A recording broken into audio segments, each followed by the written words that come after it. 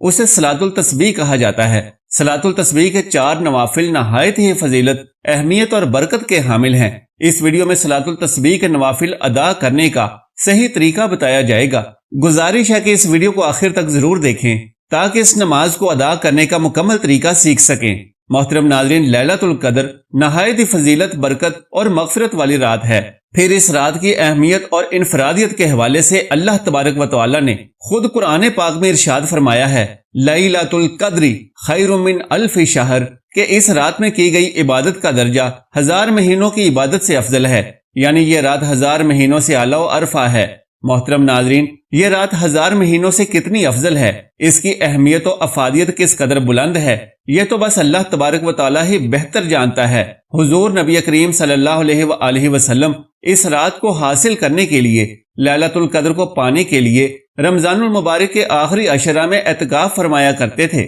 رمضان المبارک کے آخری عشرہ میں لیلۃ القدر کون سی رات بنتی ہے، اس کے متعلق نبی کریم صلی اللہ علیہ وآلہ وسلم نے ارشاد فرمایا، اے لوگو، لیلۃ القدر کی بابرکت رات کو رمضان المبارک کے آخری عشرہ کی طاق راتوں میں تلاش کرو، یعنی 21ویں، 23ویں، 25ویں، 27ویں اور 29ویں کی رات۔ محترم ناظرین، نبی صلی اللہ علیہ وآلہ وسلم کے فرمان کی روشنی میں ان 5 راتوں میں سے کوئی بھی ایک رات لیلۃ القدر کی رات ہو سکتی ہے کہ لیلۃ القدر کی رات آخری عشرہ کی طاق راتوں میں گھومتی رہتی ہے۔ لہٰذا ہمیں ان 5 راتوں میں لیلۃ القدر کو تلاش کرنے کی ترغیب بھی دی گئی ہے اور حکم بھی ارشاد فرمایا گیا ہے۔ اس لیے ہمارے اوپر یہ لازم ہے کہ ہم رمضان المبارک کے آخری عشرہ کی ان 5 طاق راتوں میں خوب سے خوب عبادت کرنے کا اہتمام کریں۔ ان 5 راتوں میں ہمیں زیادہ سے زیادہ عبادت بجا لانی چاہیے، رو رو کر، گڑ گڑا کر بارگاہ الہی میں دعائیں کرنی چاہیے،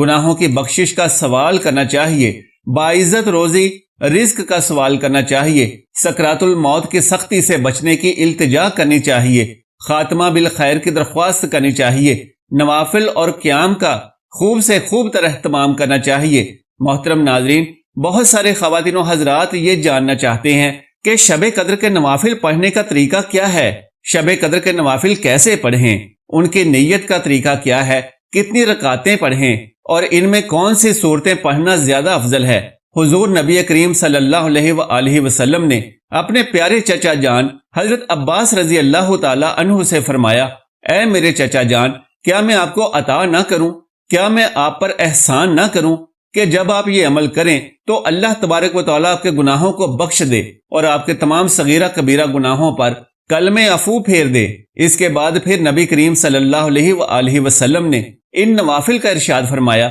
جنہیں صلاۃ التسبیح کے نوافل کہتے ہیں، یعنی کہ صلاۃ التسبیح کی نماز۔ لہٰذا ان نوافل کا آپ بھی اس رات میں ضرور اہتمام کریں۔ نبی کریم صلی اللہ علیہ وآلہ وسلم نے فرمایا، ہو سکے تو یہ نوافل روزانہ پڑھو، اگر یہ نہ کر سکو تو جمعہ کو یعنی ہفتہ میں 1 مرتبہ پڑھ لو، اگر ہفتہ میں بھی نہ پڑھ سکو تو ہر مہینہ میں 1 بار پڑھ لو، اگر مہینہ بھی نہیں پڑھ سکتے تو سال میں 1 بار پڑھ لو، لیکن اگر سال میں بھی نہ پڑھ سکو تو کم از کم اپنی پوری زندگی میں تو ان نوافل کو 1 مرتبہ ضرور پڑھ لو۔ اللہ تبارک و تعالیٰ ان نوافل کی برکت سے سابقہ تمام صغیرہ گناہوں کو بخش دیتا ہے، اور پھر یہ نوافل آپ کسی بھی وقت پڑھ سکتے ہیں۔ لیکن اصل مقصد یہ ہے کہ جس طرح سے ہم باقی بہت ساری عبادات کا اہتمام کرتے ہیں تو اسی طریقے سے ہمیں شب قدر کی رات میں بھی ان نوافل کو ضرور پڑھ لینا چاہیے، کیونکہ ان کی فضیلت بہت ہی زیادہ بیان کی گئی ہے اور ان کے پڑھنے کا طریقہ بھی نہایت ہی آسان ہے۔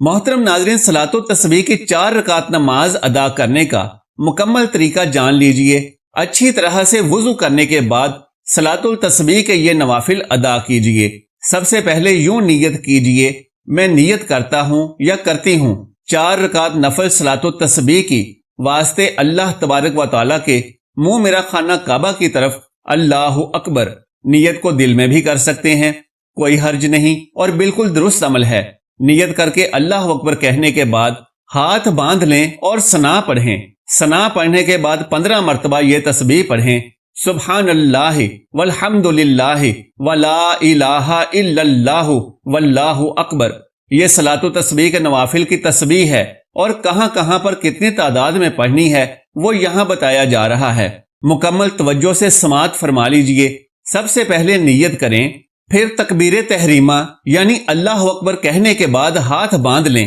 پھر ثنا پڑھیں، سبحانک اللہم و بحمدک و تبارک اسمک و تعالی جدک و لا الہ غیرک۔ اس کا ترجمہ ہے، اے اللہ، ہم تیری پاکی بیان کرتے ہیں، تیری تعریف کرتے ہیں، تیرا نام بہت برکت والا ہے، تیری شان بہت بلند ہے اور تیرے سوا کوئی عبادت کے لائق نہیں۔ اس کے فوراً بعد 15 مرتبہ تسبیح پڑھیں، سبحان اللہ والحمد للہ ولا الہ الا اللہ واللہ اکبر۔ اس کا ترجمہ ہے، اللہ پاک ہے اور حمد اللہ کے لیے ہے اور اللہ کے سوا کوئی معبود نہیں اور اللہ بہت بڑا ہے۔ اس کے بعد تعوذ اور تسمیہ یعنی اعوذ باللہ اور بسم اللہ پڑھیں، پھر سورہ فاتحہ پڑھیں، پھر دوسری جو بھی سورت آپ پڑھنا چاہیں، سورہ فاتحہ اور دوسری سورت پڑھنے کے بعد یوں ہی قیام میں کھڑے کھڑے 10 بار دوبارہ سے نوافل کی تسبیح پڑھیں، سبحان اللہ والحمد للہ ولا الہ الا اللہ واللہ اکبر۔ پھر اللہ اکبر کہہ کر رکوع میں جائیں، رکوع کی 3 بار تسبیح سبحان ربی العظیم پڑھنے کے بعد رکوع کی حالت میں ہی 10 مرتبہ نوافل کی تسبیح پڑھیں، یعنی سبحان اللہ والحمد للہ ولا الہ الا اللہ واللہ اکبر۔ پھر سمع اللہ لمن حمدہ کہنے کے بعد رکوع سے اٹھنے کے بعد قیام میں ہاتھ باندھے بغیر ربنا لک الحمد پہلے پڑھیں، اس کے بعد اسی طرح کھڑے کھڑے 10 مرتبہ پھر سے نوافل کی تسبیح پڑھیں، پھر اللہ اکبر کہہ کر پہلے سجدے میں جائیں، سجدے کی 3 تسبیح یعنی سبحان ربی الاعلی کہنے کے بعد اسی طرح سے سجدہ کی حالت میں 10 مرتبہ نوافل کی تسبیح پڑھیں، یعنی سبحان اللہ والحمد للہ ولا الہ الا اللہ واللہ اکبر۔ پھر اللہ اکبر کہنے کے بعد اٹھیں اور 2 سجدوں کے درمیان یعنی جلسہ میں بیٹھ کر 10 مرتبہ نوافل کی تسبیح پڑھیں، پھر اللہ اکبر کہنے کے بعد دوسرے سجدے میں بھی ویسے ہی سجدہ کی 3 تسبیح پہلے پڑھ کر پھر 10 بار نوافل کی تسبیح پڑھیں، پھر اللہ اکبر کہہ کر سجدہ سے اٹھ جائیں اور دوسری رکعت کے لیے قیام میں کھڑے ہو جائیں۔ اس طرح سے پہلی رکعت میں کل 75 مرتبہ نوافل کی تسبیح ادا ہو جائے گی۔ دوسری رکعت میں ثنا نہیں پڑھیں گے بلکہ قیام میں کھڑے ہونے کے بعد ہاتھ باندھ لیں اور سب سے پہلے 15 مرتبہ نوافل کی تسبیح پڑھیں، اس کے بعد سورہ فاتحہ، پھر دوسری سورت اور پھر 10 بار نوافل کی تسبیح پڑھیں، پھر رکوع میں بھی 3 مرتبہ سبحان ربی العظیم پڑھنے کے بعد 10 مرتبہ نوافل کی تسبیح، پھر قیام میں ربنا لک الحمد پڑھنے کے بعد بھی 10 مرتبہ نوافل کی تسبیح، پھر پہلے سجدے میں سجدہ کی تسبیح کے بعد 10 مرتبہ، پھر جلسہ کی حالت میں 10 مرتبہ، پھر دوسرے سجدہ میں 10 مرتبہ نوافل کی تسبیح پڑھیں، بالکل ویسے ہی جیسے پہلی رکعت میں پڑھی تھیں، اور پھر اتحیات میں بیٹھ جائیں۔ اتحیات میں نوافل کی تسبیح نہیں پڑھی جائے گی،